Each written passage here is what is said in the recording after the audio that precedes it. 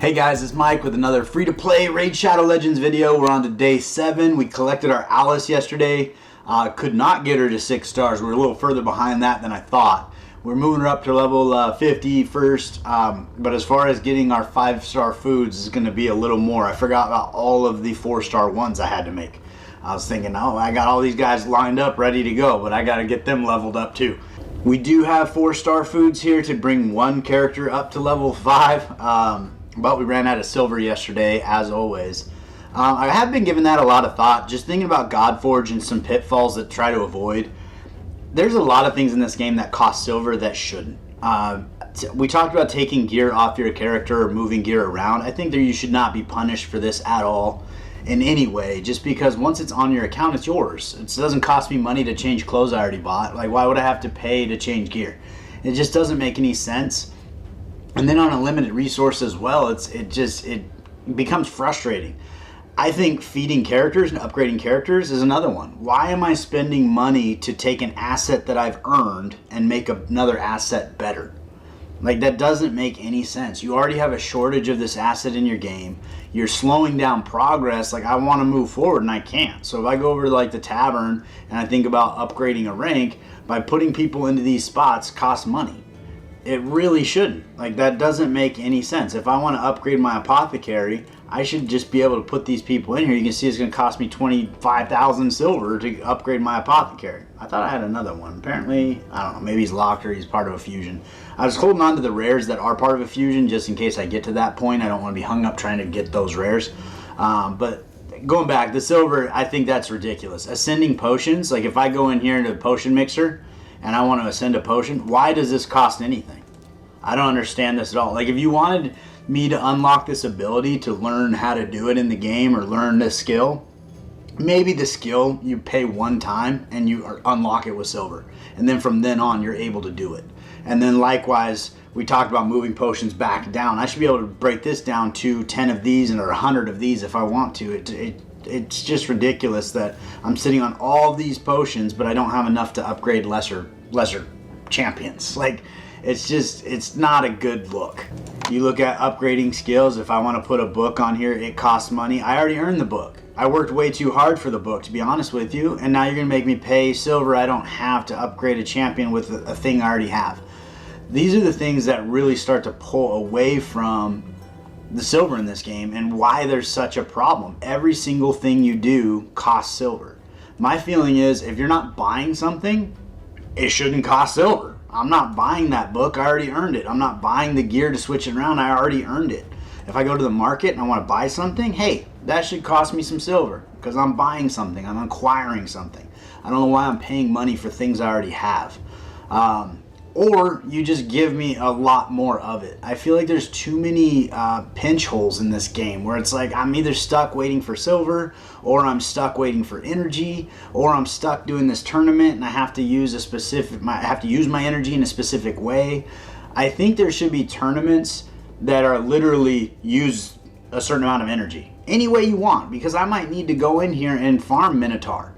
Or I just got my Alice unlocked and I need some magic keep potions and arcane potions. Well, there's never tournaments that put me in these categories. So anytime I'm ever using energy here, it's at the expense of progressing in some other tournament, which is kind of frustrating. Like, it's like, give me time to build my team the way I want to without having to sacrifice the rewards that I get, especially as scarce as they are. Like, I don't want to let the rewards go by. Right? Like, that's not really a good strategy. Like, anytime you're going to give me anything for free, I need to take it. I need to put that effort in. Like, you can see, I got up and got this epic book. I am leading this tournament right now, and I was able to acquire all these rewards and hopefully these ones too. But should have I used this much energy in Dragon? Probably not. It probably would have been beneficial for me to take at least half of that and use it in one of the other dungeons, or acquire those potions I'm talking about, or start, getting my experience level up and farming food, which is kind of hard to do in Dragon at this stage of the game. Right after this tournament, we're moving right on into another Dungeon Diver event, another Summon Rush, so we have another thing that we're going to be focused on. Summon Rush doesn't take any energy, but we'll be doing Dungeon Divers again. Potions don't count here. So for me to actually go in and farm potions, it won't make any sense if I want to actually partake in this, depending on what the rewards are. Chances are they're going to be good. You know, I need books, I need everything. Hopefully there's silver in there, because I need silver. But I think these are the kind of things where you start to see Polarium's face come through a little bit, where it's not a player first game. Like, if I wanted to play this game at this point where I'm at now on day 7, if I wanted to play this game for multiple hours a day and really build my account, I can't. I mean, I could blow through all of my rubies and buy energy and go through and farm a bunch of stuff. And once I got this to 0, I would have nothing. Now, I'm saving my rubies because I'm actually going to buy Masteries for Alice, I decided. So I need to get, I think, 850 rubies. It might be 950. But I need a few more 100 rubies to get that done. I was debating unlocking the mine, but I don't plan on playing this account past the tournament, which I think 90 days is about the break-even point on the mine, so I'd rather kind of use this to expedite some of my progress. So I think I'm going to do that. But I do think, like, at day 7, like, I feel I should be able to grow my account a little more if I'm so inclined. And I'm not sure exactly how to fix that, where maybe my energy pool is a little higher, maybe I accrue it a little faster. I'm not entirely sure how to make that work. We spoke before about potentially doing, like, on the Minotaur, where you just have 15 of these you do every day. It's a completely different thing that you can just auto sim and just, I think that would be a big win, especially in an early account, because you need to spend a lot of time here and it's not really doing anything else for you. But if you, even in game, if you were doing 15 of these a day, you could get scrolls on folks that you're looking to do, and then you're not dealing with these horrific drop rates that are just outright insane. It's how much energy you have to spend per character to get them maxed out in masteries. I mean, I don't even want to do the math, but it's stupid. It's outright stupid, especially for a game mode that's really not challenging or engaging, and frankly, you don't want it to be. Like, if you had to go here in manual every time you fought Minotaur, it would be insane. Like, that would be awful. But at the same point in time, I'd rather do that, and maybe you have to beat him 10 times with a champion, and you have to manual and really kind of think how you're going to beat him with that champion. After you beat him 10 times, your champion's maxed out.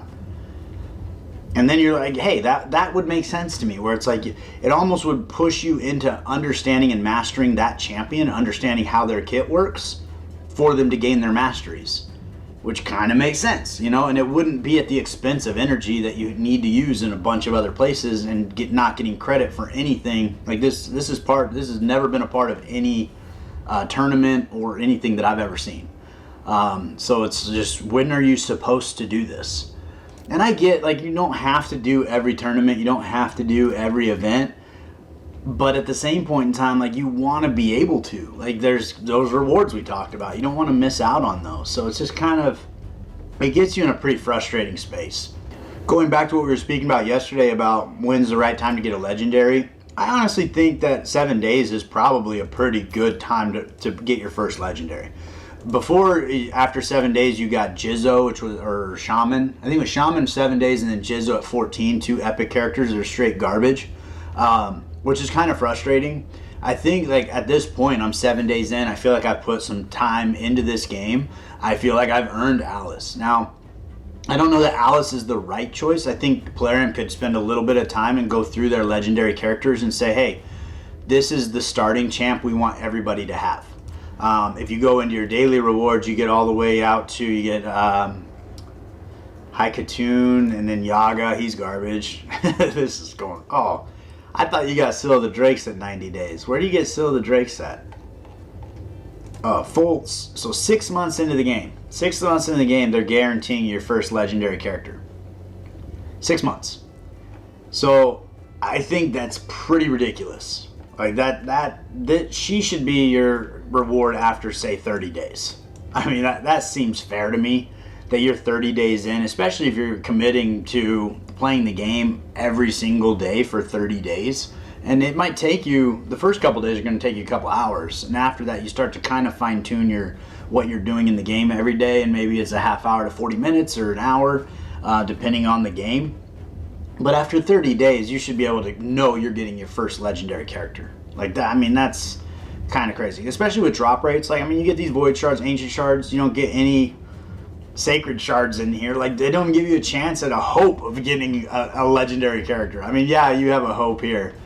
but I've gone through 200 of these and not gotten legendary. It seems, especially in game, you need to hit pity every single time to get your legendary character, even when you're pulling on a 2x event. I think another opportunity within raid is kind of what's going on right now, where I have 146 energy out of 105, so I am not accruing energy. So there's a pressure on me always to keep this number lower than 105. So a couple ways that I see around this would be potentially, I think somebody mentioned it in one of the GodForge videos as an idea, is at the start of the day, you get all of your daily accrued energy all at one time. So if I want to stockpile it for, and have a bank of something reasonable, like you can't let them stockpile all of it so that when a tournament comes up, they can just completely destroy everybody else. But, if you give them a reasonable bank, like 3-4 days worth, where it's like, okay, if you get into a place where you can't play the game, and so you're trying to kind of stockpile and just, go through the motions for a day or two while you're on vacation or away for the weekend or whatever, you come back and you can use all that energy to better your account. You're not sitting in a place where you're just giving away energy. And being as scarce of a resource as it is, it's not something you want to do. And the longer you play the game, the more you feel obligated to not do it. So it's like you're almost pot committed, where you're like, I feel like I have to get in this game every day, at least 2 or 3 times a day. And I believe the accrual rate on the energy is about 6 hours, if I remember correctly. So the problem with that is I sleep for 8. All right, I probably sleep for 9 or 10. But my point is, like, I don't want to have to wake up in the middle of the night to use energy so that I keep accruing. And I remember the first time I started playing raid, like, I was that dedicated, where it's like I would sleep for 6 hours, I'd wake up, I'd get it done. So I was accruing energy again, and then I'd go back to sleep and wake up and do it again. So, you can get pretty fanatical on a free-to-play account, which is, part of the grind and part of the fun. But I do think like an 8-hour to 10-hour accrual period would make sense. And if you did what they're talking about, where you just got your daily, however much you would accrue in an entire day, you just get it all at once at a lump sum, and then you have an overall bank that you cap you out, so you can't just stack them up for 3 or 4 weeks on end and have 10,000 power. I think it would be a good solution for that, and it would be a better player experience. So I'm rolling through here, trying to get 3 stars in Brutal on some of the lower levels. The idea here is basically to get those rewards, and I'm really trying to stack up rubies to get to Alice's masteries. Otherwise, I'd be using this energy to actually farm the food, so I can get somebody to 6 star, but Alice isn't quite ready yet, so we'll kind of keep working on that. But I think if I had Kale and Alice going on 12-6, then I could farm food for the other 2. I think I could probably get through that level like that, so that would probably be where I'm spending a lot of my energy moving forward. But first I need to get some rubies going so that I can get Alice's masteries done. But going back to when the right time is to get a legendary on your account, I think that 7 days feels right. I do think that with the Alice is kind of an event, so it's not typically going to be the case. But I do feel like if you went through, and just off the top of my head, I think of a champion like Biggin, who does a lot of AoEs and stuns and things of that nature. At 7 days, if you were to get a Biggin on your account anytime you started, or just like with the starter accounts, you get to choose between 4 that are all good, and then you can go in there and say, okay, in my 7 days, who have I pulled, and who do I really need? Because there might be, like, you might pull a Biggin in your first 7 days, and you're like, why am I getting a second one? That's stupid. Or you might pull somebody similar, like even like a Bellower to a certain extent, has a lot of AoE damage. Obviously not as good as Biggin, but if you had him on your account, Biggin would be a less impactful choice than, say, a Dracomorph or something like that. So you could have 4 choices, probably some old school champions that are just good, well-rounded champions that will help you with progress and get you that taste of a legendary. I mean, I don't even know how many legendaries in the game. I think there's over 200 or 300 legendaries, and now they're working on mythicals. I don't think it would be too obscene to ask for one of them within the first 7 days of playing. Like, I don't think that's overly greedy, and I think it would start to get people motivated. And I think Raid does do a good job in that space of basically keeping you waiting for the next 7 days or whatever. Like, there's something happening in the next couple days that I want to make sure that I'm ready for, or there's this event's going on, or this fusion or fragment summons or the daily login. There's always something going on that keeps you playing the game, which I think is a really good and engaging way to keep people coming in day after day, especially when on the day-to-day you may not be having as much fun as you once were, but you're really looking forward to that next thing that's happening. So I do get 100 more gems and another 15 stars, so I'll keep pressing that on in the background now that I'm accruing power again. Got the pressure off myself to get that done. So we are going to make our next 5-star chicken here. This gives me 2 on the account. Going back to what I was talking about before about like this being a really big grind out of the gate. It really is. Like, I mean, it's going to be a lot of time and energy to get to this 6-star champion. I do think a 5-star chicken or 2 along the way would be a great help. And it is kind of weird. Like, I have my 4-star 40 apothecary I'm using, and I'm upgrading my food apothecary before him, which is kind of just a weird feeling. I'm just going to end up feeding him directly into Alice when I'm ready. So I do have my other 3 champions right here waiting for 4-star food. I probably could do some of my epics here. They're not super great, but the collector in me just hates it, because if I ever want one of these characters, it'll be forever before I pull them again, just because I want them. All right, so we are going to pull the shards that we have gotten, just get more food, more things to level up, and hopefully get a little closer to that 6-star character. I'd love to see some rares in here just for food. At this point, I'm not entirely sure there's a rare in the game that I can get from a mystery shard. Like, obviously Cold Hearted Bellower would be awesome, but I'm not sure there's a rare in the game that I would be super excited to add to the account, other than just being food. So pretty excited about that. We're gonna have to make some room and then we'll jump back in. I am still looking for Armiger, just to get him booked up and so forth. So again, he's kind of a back burner project with the turn meter ability. Is a kind of a great thing for Spider, and might be useful in some other stuff, especially as we get into like Doom Tower. It could be a good benefit to have him on the team and kind of outfitted. Probably try to get him to 4-star 40-ish. Once I have my 6-star, at probably my second 6-star, it'll probably be after that. One of the challenges you run into is you need to get to 4 6-star champions of all affinities, which could be kind of challenging. So that's, I don't really like that challenge, because it forces you to 6-star a character that you may not want to earlier than you want to. Like, the only void I can think of on my account is Sabitha, and I don't know that she's really warranting a 6-star at this point in the game.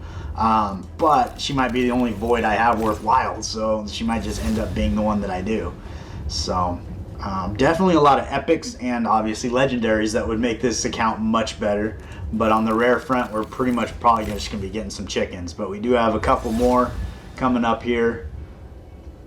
I thought in my head it was a Cult Brawler, and I was like, oh, he's a great poisoner, but this guy is not a Cult Brawler. So he's an epic. That would have been way better. We did get the Venom Mage last time, so I don't know that I really need a poisoner.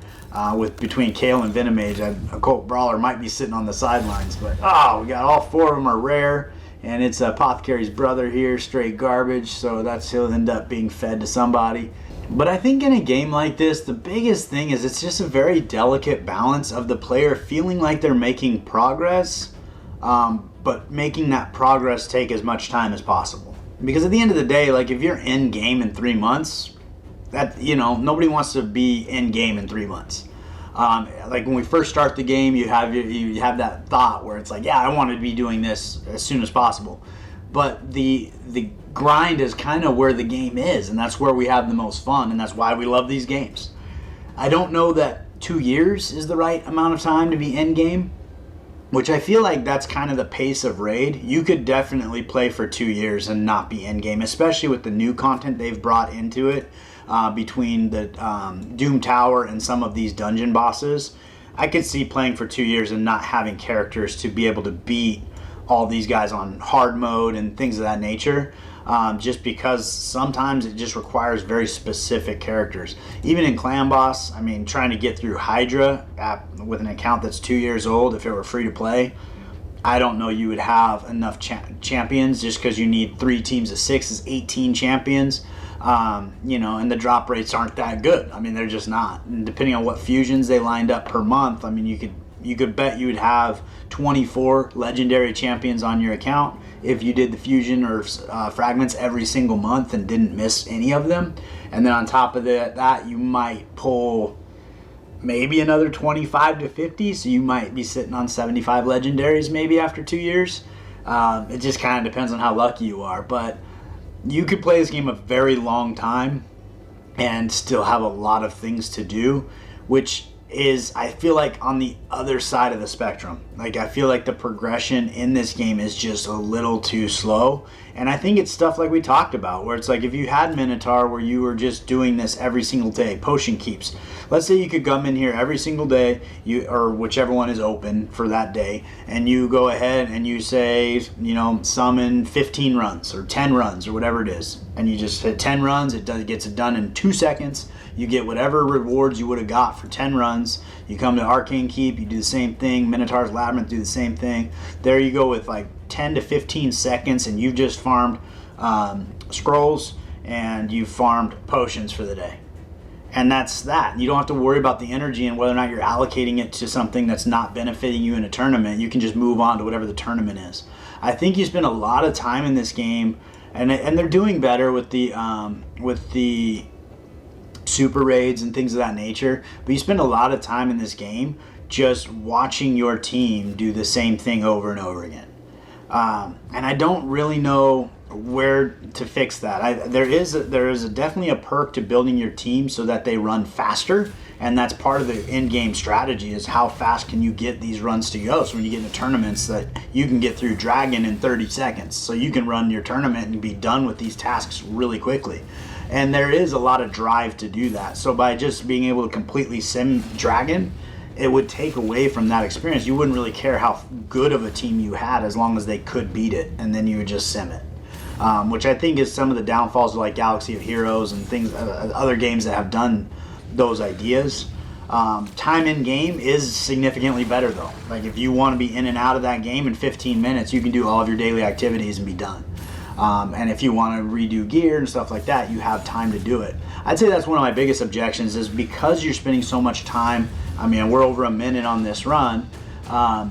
Because you're spending so much time watching Dragon get smacked in the face, I don't have time to go in and rebuild characters. Like even leveling up gear and choosing to level up gear, it's a pretty wise decision. It should be some deliberation because you have so few silver.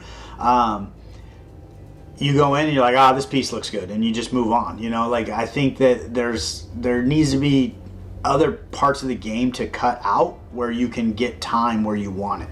And maybe you're not able to completely sim Dragon until you beat it completely on hard. Maybe, but when you complete it on hard, or even, stage 25, then you can sim it or something like that, where it's like you do grind it out, but once you do get to end game, how many times can you see Dragon get hit in the face? Or the clan boss for that matter. Now they're doing the sim tickets for clan boss, which is a huge win, because a lot of those would run 15 to 20 minutes, and you're talking 4 times a day. That's over an hour just hitting the clan boss and his big dumb belly. You're like, I've seen this a million times. Most of the time you put it on your phone, you put it in the corner, you're not even watching it. You just come back when it's over, and it's like, that's not really benefiting anybody. So I do think there are compromises that need to take place to make sure that game-life balance is a thing. And as you progress in the game, it kind of gets a little bit easier on how much time you need to spend in the game. Also opening up so you can spend time in some of the harder areas that are more challenging, such as the Doom Tower and Cursed City Siege. Like those might be more engaging levels that you want to spend some time in, but by the time you get all your daily activities done, you're already an hour in the game, and you're like, I don't have time to even try this siege anymore. I think they've talked about it a lot. Also, as a suggestion, would be a place where you could farm books, or like you go through, you farm pages, and then you can, with the pages, you can put together books. I'm reluctant to suggest that, because if they do it anything like Minotaur, it'll be straight trash. It'll be straight garbage. Where if you come in here and you're like, I need to get, red scrolls, and you're getting a page, and you got to put together a 200-page novel to get one epic tome, like it's just going to be a colossal waste of energy. It's going to be a colossal waste of time. So if they don't change the drop rates and make it like actually achievable where it makes sense, it's just going to be an additional game mode you don't have time or energy to play, which is just kind of frustrating. But tomes in this game are a real opportunity. Like, I mean, I have one legendary character on my account. I don't have a single legendary tome after 7 days. You know, like, that's not to say that I expect to be able to fully book every single legendary I ever get, but as a first week player, you know, throw me a bone. You know, give me an opportunity to really see what I'm aiming for. You know, because at the end of the day, I don't know how good Alice is until she's all booked out, until she's all leveled up. And so it's like, you give me this character, and now I need to go farm, you know, 5-star chickens, and I need to somehow find books. I don't even know where I'm going to be getting legendary tomes. Probably in some of these tournaments. But even this, like the dragon tournament, like here's a perfect example. I got first place by a mile. I got an epic tome. I feel bad because a lot of these videos kind of turn into rants about what's going on in Raid. Obviously, this game is a lot of fun, otherwise people wouldn't play it. There's a lot of aspects of this game, and we've talked about a lot of them, the things that they do very well, that are engaging, that I would love to see in GodForge. Unfortunately, there's also a lot of things they don't do well, and I think a lot of it stems from like greed and the desire for them to get my money. And frankly, that desire makes me less likely to give it to them. Like GodForge, I'm excited to be a member of that community. I'm excited to play the game. And frankly, I'm excited to spend some money and support them, because the game they're putting together is for the players, by the players, for the players, right? And I want to support things that I believe in. And they went out on a limb to build this game, and it looks amazing. It looks like it's going to be super fun, and I will contribute to that community. I will pay money. And as long as I feel rewarded for that and I feel like it's a fair value, I'll probably continue to pay money in that game to support the game. And my history in these games, I've almost exclusively been a free-to-play player. I did 4 years of Raid, spent $50, and then when I started the Guild of Guardians channel, I was testing things out to see how it would go, and I was actually trying to see if you could make money buying and selling characters. It's kind of like almost like flipping NFTs. Which I think has a lot of potential eventually, but it's just not there yet. I think the market is just way too volatile right now. But historically, I don't really spend a lot of money on video games. I kind of adopt the old school strategy where it's like I buy a game one time and I can play it as much as I want. You know, like I went and bought Final Fantasy VII one time, paid $40 for it or whatever it was, and then I buried half of my life in there. No, that wasn't that bad, but it was a lot of hours I buried into that game, and I loved it, and I could play it as much as I want, as long as my parents didn't ground me or whatever. I could have that game going in my room.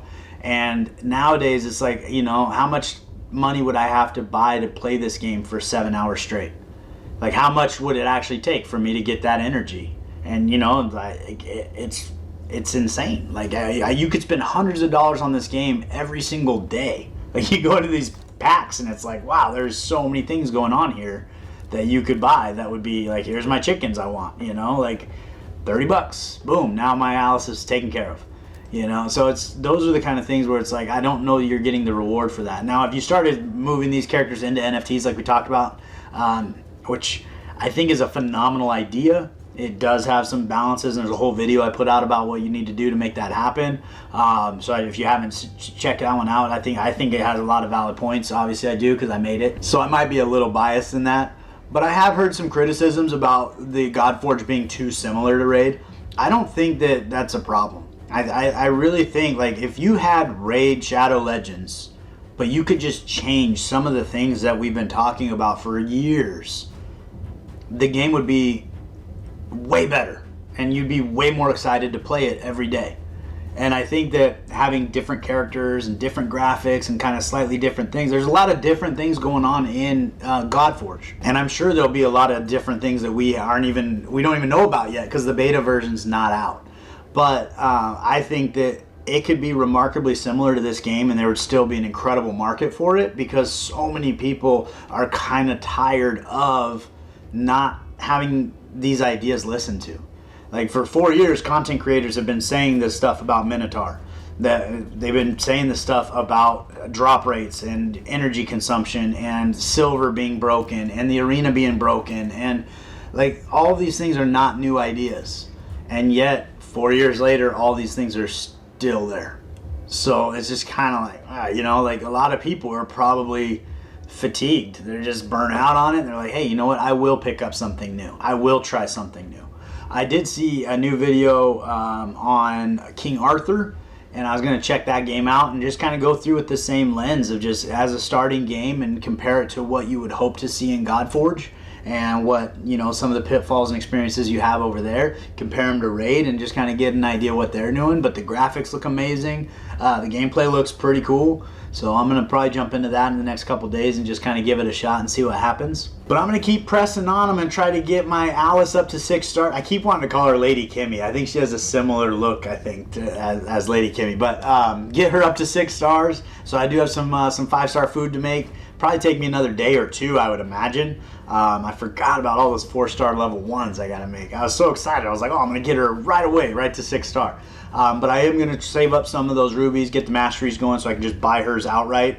And then I can farm Minotaur probably with her and all the other champions. I could probably go straight to level 15 at that point would be my guess. But I appreciate you guys sticking with me this long. If you haven't liked and subscribed, please do so. It means the world to me, and I look forward to seeing you next time.